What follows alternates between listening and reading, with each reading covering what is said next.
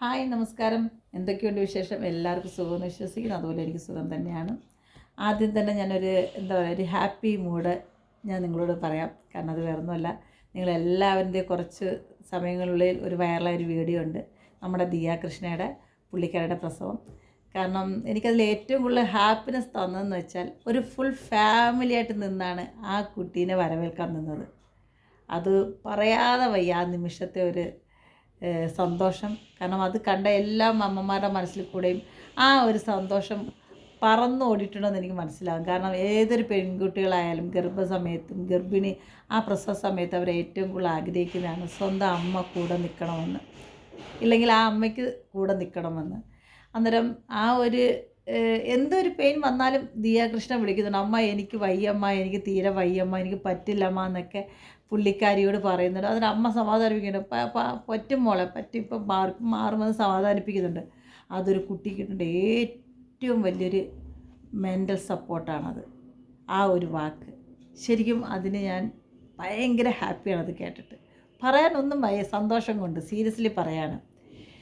പിന്നെ അതുപോലെ നമ്മുടെ പ്രേക്ഷകരുടെ മുമ്പിൽ അത് എത്തിക്കാൻ ആ ഫാമിലി കാണിച്ച ധൈര്യം, അതും പറയാതെ വയ്യ. കാരണം ഇന്നത്തെ കാലത്ത് മക്കൾ അമ്മമാരെ ഉപേക്ഷിച്ച് പോകുന്ന പലയിടത്തും ഉണ്ട്. പല വൃദ്ധസ്ഥാനത്തിൽ, പല അമ്പലങ്ങളിൽ, പല സ്ഥലങ്ങളിൽ കൊണ്ടുവന്ന് ഇവരെ ഉപേക്ഷിച്ച് പോകുന്നുണ്ട്. ശരിക്കും ഈ മക്കളെല്ലാവരും ഇത് കാണണം, ഇങ്ങനൊരു വീഡിയോ. നമ്മൾ സിനിമയിൽ എല്ലായിടത്തും കണ്ടിട്ടുണ്ട്, പ്രസവവും കാര്യങ്ങളും എല്ലാം കണ്ടിട്ടുണ്ട്. പക്ഷേ റിയൽ ലൈഫിൽ നമ്മളെല്ലാവരും ആദ്യമായിട്ടാണ് ഇങ്ങനൊരു അനുഭവത്തിൽ നമുക്ക് കാണാൻ പറ്റുന്നതും, അതൊരു യൂട്യൂബ് വഴി നമുക്ക് കാണാൻ പറ്റുന്നത് നമുക്ക് ജീവിതത്തിൽ ആദ്യമായിട്ടാണ്. അത് വലിയൊരു, പ്രത്യേകിച്ച് മലയാളികൾ, നമുക്ക് വലിയൊരു അനുഭവം തന്നെയാണ്. കാരണം അതിന് അവരെടുത്ത എഫേർട്ട്, അതിന് നമുക്ക് അത് അവരംഗീകരിക്കാതിരിക്കാൻ പറ്റത്തില്ല. അത് വലിയൊരു എഫേർട്ട് തന്നെയാണ് അവരെല്ലാവരും ചേർന്നെടുത്തത്. അതിനാണ് നമ്മൾ അവരോട് ആദ്യം നന്ദി പറയേണ്ടത്. തീർച്ചയായിട്ടും ഒരാൺകുട്ടിയാണ് ഉണ്ടായിരിക്കുന്നത്, അത് ഭാഗ്യം ചെന്ന മകനാണ്. കാരണം അത്രയും ഒരു ഫാമിലിയുടെ ഇടയ്ക്ക്, കാരണം എന്താ പറയുക, പെരിയപ്പയും അല്ലെങ്കിൽ എന്താ പറയുക പെരിയമ്മയും ചിറ്റമ്മയും അതുപോലെ താത്തയും താത്തയുടെയൊക്കെ മുമ്പിൽ ആ കുട്ടി വരുമ്പോൾ അവർക്കുണ്ടായ സന്തോഷം ഭയങ്കര ഭാഗ്യം ചെന്ന കുട്ടി എന്ന് തന്നെ പറയാം കേട്ടോ, സീരിയസ്ലി പറയാം. എനിവേ എന്തിരുന്നാലും അമ്മയും മകനും ഒക്കെ സന്തോഷമായിട്ടിരിക്കട്ടെ, ഫാമിലി സന്തോഷമായിട്ടിരിക്കട്ടെ. ഇതുപോലെ എന്നും അവരങ്ങനെ തന്നെ ഇരിക്കട്ടെ. ദൈവത്തിൻ്റെ കൂട്ട് എപ്പോഴും അവർക്ക് ഉണ്ടാകട്ടെ. നമ്മളെ പ്രാർത്ഥനയിൽ ചെറിയ സ്ഥലങ്ങളിലൊക്കെ അവർ നമുക്ക് ചേർക്കാം. തീർച്ചയായിട്ടും ഒരു മനുഷ്യൻ നമ്മൾ സന്തോഷമായിട്ട് ഇരിക്കുന്ന കാണുന്നത് തന്നെ നമുക്കൊരു ഹാപ്പിനെസ്സാണ്. ഞാൻ അങ്ങനൊരു വ്യക്തിയാണ്. കാരണം എനിക്ക് വേറുള്ളവർ സന്തോഷമായിട്ട് ഇരിക്കുന്നത് കാണുന്നത് ഭയങ്കര സന്തോഷമാണ്. അതെനിക്ക് ഭയങ്കരമായിട്ട് ഞാൻ ആസ്വദിക്കും. എനിക്ക് ആ ഫാമിലിയെ ഭയങ്കര ഇഷ്ടമാണ്. അത് വേറൊന്നും കൊണ്ടല്ല, അവരുടെ അച്ഛനും മക്കളും അമ്മയും എല്ലാവരും ഭയങ്കര എന്താ പറയുക സ്നേഹത്തോടെ ജീവിക്കുന്ന ഒരു വലിയ കൂട്ടുകുടുംബമാണ്. അന്നേരം അത് കാണുമ്പോൾ നമുക്കും എവിടേക്കോ നമ്മളൊക്കെ നഷ്ടപ്പെട്ടു പോയ ഫീലിങ്സ് നമുക്കുണ്ടാവും. അന്നേരം അത് കാണുമ്പോൾ നമുക്ക് നമ്മൾ ഓക്കെയാണ് എന്ന് നമുക്ക് ചിന്തിക്കാൻ പറ്റും. ഞാൻ അങ്ങനെ ചിന്തിക്കുന്ന ഒരാളാണ്. പിന്നെന്താണ് പറയാം, നാളെ നമ്മുടെ മക്കൾക്കും ഇങ്ങനെയൊക്കെ ആവട്ടെ, നമുക്കും ഇങ്ങനെ കയറി അവരെ സപ്പോർട്ട് ചെയ്യാൻ പറ്റട്ടെ എന്ന് ആഗ്രഹിക്കുന്നു. അതൊക്കെ ബാക്കി ദൈവത്തിൻ്റെ കയ്യിൽ, അത് നമുക്ക് പറയാൻ പറ്റത്തില്ല. കാരണം ഈ മക്കൾ, എനിക്ക് ഇതിനൊക്കെ എന്ത് പറയണമെന്ന് അറിയാൻ പറ്റില്ല. ഉള്ള സത്യമായി ഭയങ്കര ഇമോഷണലാണ്. ഇങ്ങനെയുള്ള കാര്യങ്ങളൊക്കെ കാണുമ്പോഴും അറിയുമ്പോഴും ഭയങ്കര ഇമോഷണൽ ഇത് വരുന്നൊരു വ്യക്തിയാണ്. നിങ്ങൾക്ക് എല്ലാവർക്കും അറിയാം. പക്ഷേ എൻ്റെ യൂട്യൂബിൽ ഓരോ ഫ്രണ്ട്സിനും ഇഷ്ടമല്ല എൻ്റെ കണ്ണ് നിറയുന്നതോ. ഞാൻ എപ്പോഴും ഹാപ്പി ആയിട്ടിരിക്കാൻ അവരാഗ്രഹം. അതുകൊണ്ട് ഞാൻ എൻ്റെ ഇമോഷൻ ഞാൻ അങ്ങനെ അങ്ങോട്ട് കൂടുതലും എനിക്ക് വരാൻ എനിക്ക് പേടിയാണ്. കാരണം നിങ്ങൾക്കത് ഇഷ്ടമല്ലെന്ന് എനിക്കറിയാം.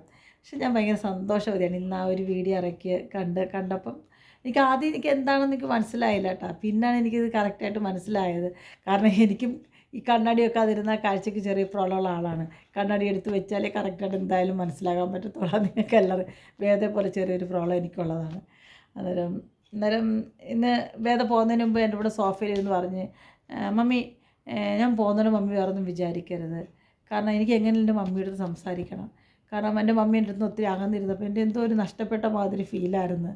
അന്നേരം മമ്മി എൻ്റെ കൂടെ ഉണ്ടെങ്കിൽ എനിക്ക് ഈ ലോകത്ത് ആരെയും പേടിക്കണ്ട എന്ന് പറഞ്ഞു. ഞാൻ പറഞ്ഞു ശരി, ഓക്കെ, നീ സന്തോഷമായിട്ടിരിക്കും, സമാധാനം. പിന്നെ ലൈഫിൽ എന്ത് വന്നാലും എന്നോട് ഒളിച്ചു വെക്കരുത്, എല്ലാം എന്നോട് തുറന്ന് പറയണം. എന്തെങ്കിലും ഒരു മിസ്റ്റേക്ക് വന്നാൽ ആ സ്പോട്ടിൽ തിരിച്ച് എൻ്റെ അടുത്ത് വരണം. ഒരു കാര്യങ്ങളും ആലോചിച്ചൊന്നും വിഷമിച്ചെങ്ങും പോയി ഒന്നും ചെയ്യരുതെന്ന് പറഞ്ഞു. ഇല്ല മമ്മി, ഞാൻ ആ സ്പോട്ടിൽ എൻ്റെ മമ്മിയുടെ അടുത്ത് തിരിച്ചു വരും, പിന്നെ ഇനി ഒരു തിരിച്ചു പോക്കുണ്ടാവില്ല, അങ്ങനെ ഒരു സംഭവം നടന്നാലെന്ന് പറഞ്ഞു. കാരണം ഏതൊരു മനുഷ്യർക്കും കൊടുക്കണമല്ലോ ഒരു പ്രാവശ്യം ചാൻസും കൂടെ. പിന്നെ തോന്നരുത് നമുക്കിത് കൊടുക്കാമായിരുന്നു എന്നൊരു തോന്നൽ വരരുതെന്ന് പറയാം. അപ്പോൾ ശരി, നിൻ്റെ ഇഷ്ടം, നീ എന്നോട് ചോദിച്ചിട്ടല്ല ആ വ്യക്തിയുടെ ലൈഫിലേക്ക് ചെന്നതും, നീ എന്നോട് ചോദിച്ചിട്ടല്ല ആ വ്യക്തി ഉപേക്ഷിച്ച് വന്നതും ഒന്നും ഒരിക്കലും അല്ല.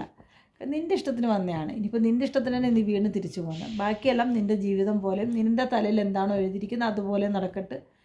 നമുക്ക് കൈകെട്ടി നോക്കിയിരിക്കാനേ പറ്റൂ എന്നൊരു വാക്ക് ഞാൻ പറഞ്ഞു. അല്ലാതെ എനിക്ക് ആരും ഉപദ്രവിക്കാനൊന്നും എനിക്കറിയില്ല, ഉള്ളത് പറയാം. പിന്നെ എൻ്റെ വിഷമങ്ങൾ എനിക്ക് നിങ്ങളോട് ഷെയർ ചെയ്യാൻ പറ്റും, അത്രയേ ഉള്ളൂ.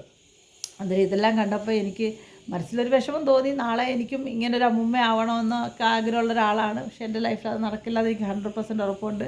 പക്ഷെ കണ്ടപ്പോൾ ഒരു ഫീലിംഗ് വിഷമമൊക്കെ വന്നു. പക്ഷെ എന്നാലും വിഷമത്തിനുപരി എൻ്റെയും കൂടെ ഒരു മകളാണല്ലോ എന്ന് വിചാരിച്ച് ആലോചിച്ചപ്പോൾ എനിക്ക് സന്തോഷം തോന്നി. കാരണം ഇപ്പം വേറൊരാളുടെ മകളായാലും നമ്മുടെ മകളായിട്ട് നമുക്ക് ചിന്തിക്കാമല്ലോ, കാണാമല്ലോ, അതിന് തെറ്റൊന്നുമില്ലല്ലോ.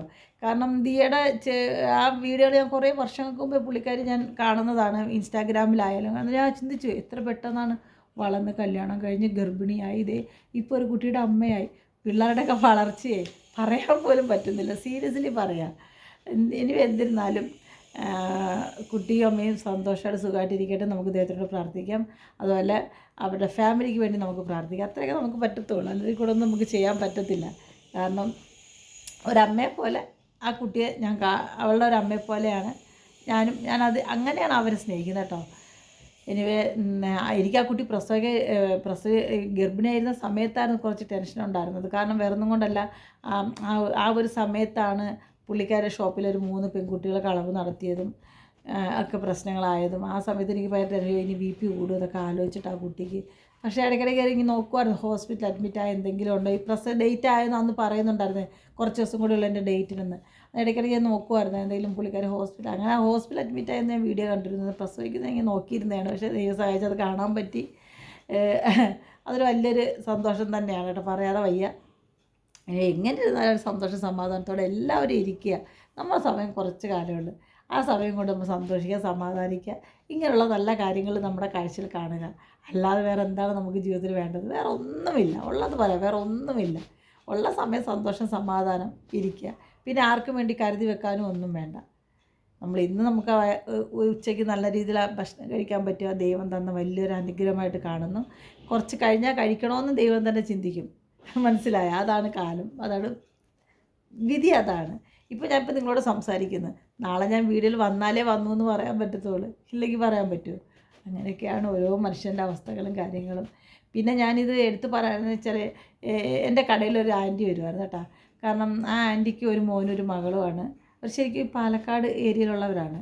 നമ്മുടെ അവർ ആൾക്കാർ തന്നെയാണ്. പുള്ളിക്കാരി സ്ഥിരം എൻ്റെ കടയിൽ നിന്ന് സാധനങ്ങൾ എടുക്കുമായിരുന്നു. അങ്ങനെ പരിചയം. പിന്നെ എപ്പോഴും എൻ്റെ കടയുടെ ഷോപ്പിൻ്റെ അടുത്ത് പോകുമ്പോൾ ഞാനുള്ളപ്പോഴൊക്കെ എൻ്റെ അടുത്ത് വന്ന് കുറേ നേരം സംസാരിച്ചിരിക്കും. ആ പുള്ളിക്കാരിക്കൊരു മകളുണ്ട്. പുള്ളിക്കാരിയെ കല്യാണം കഴിച്ച് എറണാകുളത്ത് അവരെവിടെയോ താമസിച്ചുകൊണ്ടിരുന്നത്. പാലക്കാട് തൃശ്ശൂർ ആ പുള്ളിക്ക്. അവർ പക്ഷേ ഭർത്താവിന് എന്തോ ബാങ്കിൽ അങ്ങനെ എന്തോ ഒരു ജോലിയായിട്ട് സ്ഥലം മാറ്റം കിട്ടിയാണ് തൃശ്ശൂർ താമസിക്കുക. പക്ഷേ ഈ കല്യാണം കഴിഞ്ഞ് പോയതിന് ശേഷം ഈ അമ്മയായിട്ട് ഒരു ബന്ധം അവർ വെപ്പിക്കില്ലായിരുന്നു. കാരണം കല്യാണം കഴിഞ്ഞൊരു 3-4 വർഷം കഴിഞ്ഞതിന് ശേഷമാണ് ആ കുട്ടിക്കൊരു കുട്ടി ഉണ്ടായത്. അന്നേരം ഇവരുടെ ഈ ചടങ്ങുകളൊക്കെ നടത്താൻ വേണ്ടിയിട്ടും കാര്യങ്ങൾക്കൊക്കെ ഈ അമ്മേനെ ഇത് പറയും. പക്ഷെ ആ മകൾക്ക് ഒന്നും സംസാരിക്കാൻ പറ്റാത്തൊരവസ്ഥയാണ് ആ വീട്ടിൽ. അമ്മായിയമ്മയും ഈ മകനും, പിന്നെ അവർക്കൊരു മകളും ഉണ്ടെന്ന് പറഞ്ഞിട്ടുണ്ട് ആൻറ്റി. കുറച്ച് കഥകളൊക്കെ എന്നോട് പറഞ്ഞിട്ടുണ്ട്. പക്ഷെ ഞാൻ എപ്പോഴും ആൻറ്റി എൻ്റെ അടുത്തൊന്ന് കരയായിരുന്നു. മോള് ഗർഭിണിയായിരുന്ന സമയത്ത് ആ മകളെ ഒന്ന് കാണാനോ ഒരു നേരത്തെ ആഹാരം വെച്ച് കൊടുക്കാനൊന്നും ആൻറ്റിക്ക് പറ്റിയിട്ടില്ല. കാരണം ഈ 7-ാം മാസത്തിലൊക്കെ നല്ല രീതിയിൽ ചടങ്ങുണ്ടല്ലോ, ആ സമയത്ത് സ്വന്തം മകളെ വീട്ടിൽ കൊണ്ടുവരികയൊക്കെ വേണം. അതിന് പോലും അവർ സമ്മതിച്ചിട്ടില്ല. അന്നേരം ഞാൻ ഇങ്ങനെ ആലോചിക്കാറുണ്ട്, ആ അമ്മ എത്ര പ്രാവശ്യം എടുത്ത് നിന്ന് കരഞ്ഞിട്ടുണ്ട്. എനിക്ക് സങ്കടം തോന്നിയിട്ടുണ്ട്. കാരണം ആ അമ്മ കരയുമ്പം എൻ്റെ മകളെ എനിക്കൊന്ന് കാണാനോ താലോലിക്കാനോ ഒന്നും പറ്റത്തില്ല, എൻ്റെ മകളെൻ്റെ അടുത്തൊന്നും നിൽക്കത്തില്ല, അവർ സമ്മതിക്കില്ല, അതുകൊണ്ട് എൻ്റെ കുഞ്ഞ് വരാറില്ല. അങ്ങനെ എൻ്റെ ഷോപ്പിൽ നിന്ന് ഡ്രസ്സൊക്കെ എടുത്തുകൊണ്ട് പോയിട്ടുണ്ട് ഈ മകൾക്ക് വേണ്ടിയിട്ട്. അങ്ങനെ 7-ാം മാസം കൊടുക്കാനുള്ള സാരിയൊക്കെ എന്നെ കാണിച്ചിട്ട് ആൻറ്റി കൊണ്ടുപോയത്. പുറത്തുനിന്ന് വീടെടുത്തപ്പം കൊണ്ടുവന്ന് കാണിക്കുകയൊക്കെ ചെയ്തു. പിന്നെ പ്രസവിച്ചപ്പോഴും എന്നെ വിളിച്ച് പറഞ്ഞു, ഇങ്ങനെ പ്രസവിച്ച് മോളെ, പക്ഷേ ആശുപത്രി നിൽക്കാനൊന്നും അവർ സമ്മതിക്കുന്നില്ല, അവർ ജോലിക്കാരെ നിർത്തി, അവരെ ജസ്റ്റ് കണ്ടിട്ട് പോകുന്നേ ഉള്ളൂ, അവിടെ നിർത്തത്തില്ല, കുട്ടീനൊന്നും തൊടാൻ പോലും സമ്മതിക്കില്ല എന്നൊക്കെ ഇവരിങ്ങനെ പറഞ്ഞു. ഭയങ്കര വിഷമത്തോടെ. അന്നേരം ഞാൻ ആ ഒരു കാര്യത്തിൽ ആലോചിക്കാം, ദിയയുടെ ഫാമിലി ഫുള്ളാണ് അശ്വിൻ്റെ കൂടെ നിന്നത്. അതുപോലെ എന്താ പറയുക, അശ്വിൻ്റെ ഫാമിലി ഉണ്ട്, ദിയയുടെ ഫാമിലിയുണ്ട്, ദിയയുടെ സഹോദരങ്ങളുണ്ട്, ഹസ്ബൻഡുണ്ട്, എല്ലാവരും ഒരുമിച്ച് നിന്നാണ്. അങ്ങനൊരു കാര്യം അവർക്കും ചെയ്യാമായിരുന്നു ഈ അമ്മയോട്. ഈ അമ്മ ഒത്തിരി വിഷമിച്ചിട്ടുണ്ട്. കാരണം ഞാൻ കണ്ട ഒരാളാണ് ആ അമ്മയുടെ വിഷമം. അതുകൊണ്ടാണ് ഞാൻ ഇത് എനിക്ക് നിങ്ങളോട് ഷെയർ ചെയ്യണം തോന്നിയത്. കാരണം ചില അമ്മമാരെ സ്വന്തം മക്കളെ ഓർത്ത് വിഷമിക്കുന്നുണ്ട് ഇങ്ങനെയുള്ള കാര്യങ്ങൾ വരുമ്പം. ചില വീടുകളിൽ പറഞ്ഞ് വിട്ട് കഴിഞ്ഞാൽ ഈ കാര്യങ്ങൾക്ക് പോലും ചില കുടുംബക്കാരെ അവർ വിളിക്കുകയോ അല്ലെങ്കിൽ അതിൽ പങ്കെടുപ്പിക്കുകയോ ചെയ്യില്ല. ഒരു പെണ്ണെ കല്യാണം കഴിച്ച് വിട്ടൊരു വീട്ടിൽ വിട്ട് കഴിഞ്ഞാൽ പിന്നെ അവർ ആ വീടുമായിട്ട് മാത്രമേ ബന്ധം വെക്കാവുള്ളൂ എന്ന രീതി പറയുന്ന പല ആൾക്കാരും ഇന്ന് നമ്മുടെ ഈ ലോകത്തുണ്ട്. അതിൽ ഒന്നാമത് ഞാൻ കണ്ടിരിക്കുന്ന ഈ ആൻറ്റിയുടെ മകളുടെ ഹസ്ബൻഡിൻ്റെ ഫാമിലിയാണ്. പക്ഷേ അത് വളരെ മോശമായിരുന്നു. കാരണം എപ്പോഴും ബന്ധം, പക്ഷെ അവർ കൊടുക്കുന്ന സ്വർണ്ണവും കാര്യങ്ങളെല്ലാം വേണം.